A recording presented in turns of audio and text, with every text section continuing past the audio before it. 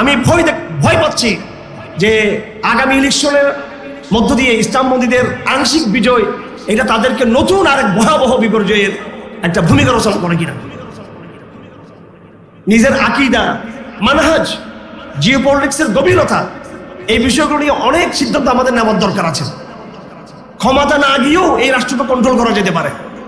Pressure group তৈরি করে, দাওয়াতি মুভমেন্ট তৈরি করে, নবীওয়ালা সাহাবেওয়ালা কাফেলা তৈরি করে যেই সরকার আসুক তাকে ঘাড় ধরে তাকে ঠিক রাখার জন্য করা যেতে পারে। এই জন্য ক্ষমতায় যাওয়াই যে অপরিহার্য তা না।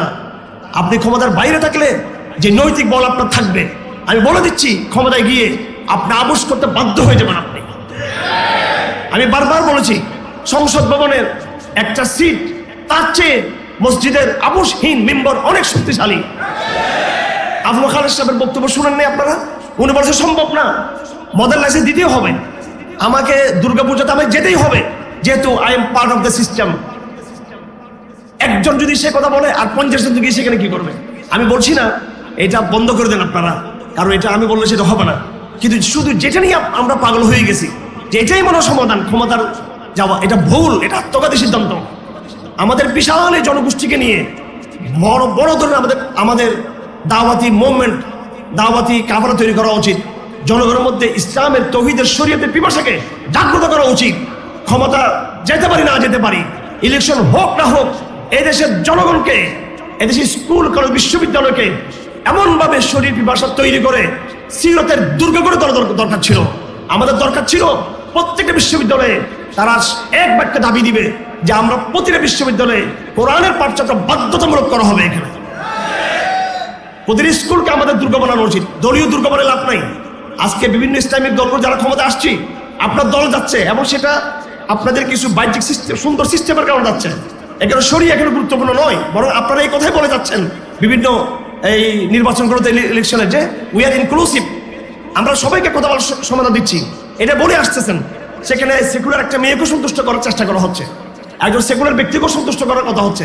সেখানে বলা হচ্ছে আমরা তালেবানদের মধ্যে হতে চাই না আমরা, এটা বলেই কিন্তু যাওয়া হচ্ছে, কিন্তু ক্ষমতায় আপোষ করা হচ্ছে এখানে। সুতরাং আমার ভাইয়েরা, আদর্শের জায়গাটা বড় শক্তিশালী। আদর্শের জন্য আপনাকে ব্যাগ পেতে হবে, স্যাক্রিফাইস করতে হবে, কষ্ট হবে আদর্শের জন্য। প্রথমত মানুষ বুঝে আসবে না, কিন্তু আদর্শের আপনার শক্তি আছে যে আল্লাহ আপনাকে সাহায্য করবেন। একসময় আপনি বিজয়ী হবেন যদি আপনি আদর্শে অটল থাকেন। একজন আল্লাহ রসুল বলেছেন, হযরত সুফিয়ান ওর হাদিস, উনি জিজ্ঞেস করেছেন, ইয়া রাসূলুল্লাহ, আপনি আমাকে খুব সংক্ষিপ্ত কথা বলেন,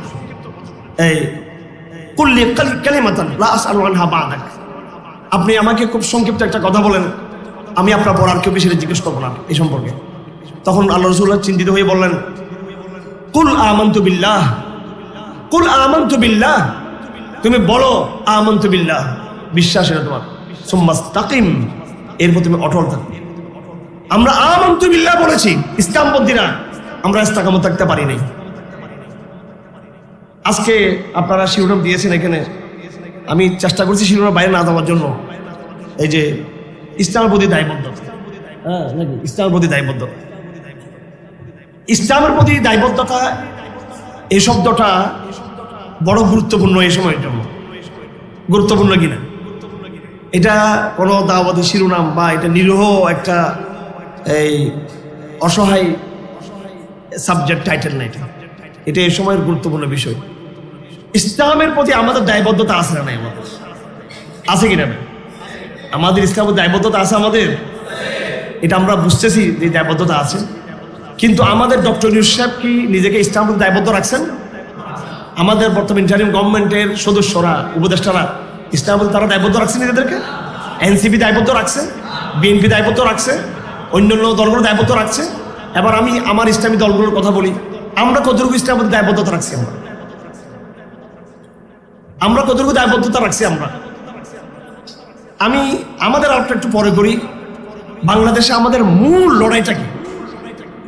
মূল লড়াইটা কি আমি আপনাদেরকে জিজ্ঞেস করতে চাই। আওয়ামী লীগের সাথে আমাদের লড়াইটা ক্ষমতার প্রশ্ন ছিল নাকি আদর্শের প্রশ্ন ছিল?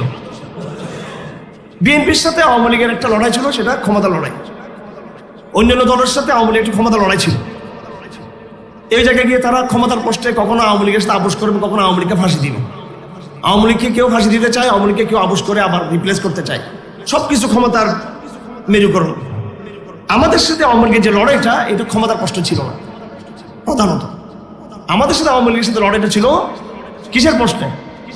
আদর্শের প্রশ্ন।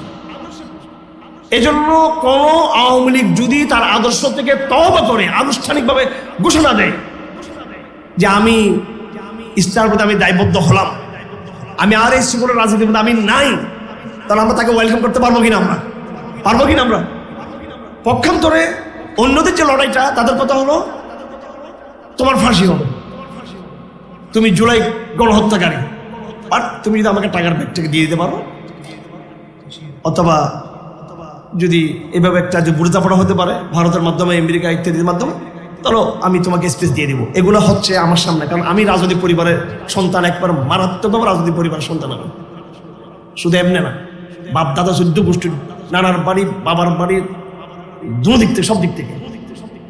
হ্যাঁ, এগুলো আপনারা, আমি বললাম, আপনার হয়তো অনেক অবাক হয়ে যাবেন এটা। তো এই জন্য সব দলের খবরগুলো আমাদের কাছে অটো চলে আসে, অটো এমনি চলে আসে। আমরা এরকম কোনো এক্সট্রিম আওয়ামী লীগের বিরুদ্ধে যাবও না, আবার তাদের সাথে আমরা আপোষও করবো না। আমাদের মানদণ্ড থাকবে ইসলাম। আগামী দিনে আওয়ামী লীগ যদি বাংলাদেশে আসতে চায়, তার সে পুরাতন সেকুলার নীতি নিয়ে, তার সে পুরাতন ভারত প্রীতি নিয়ে, তার ইসলাম বিদ্বেষী এজেন্ডা নিয়ে আমরা আওয়ামী লীগের বিরুদ্ধে যুদ্ধ করবো। আমরা আওয়ামী লীগের বিরুদ্ধে, আমরা কথা পরিষ্কার, এখানে সংগ্রাম হবে না, যুদ্ধ হবে ওদের সাথে।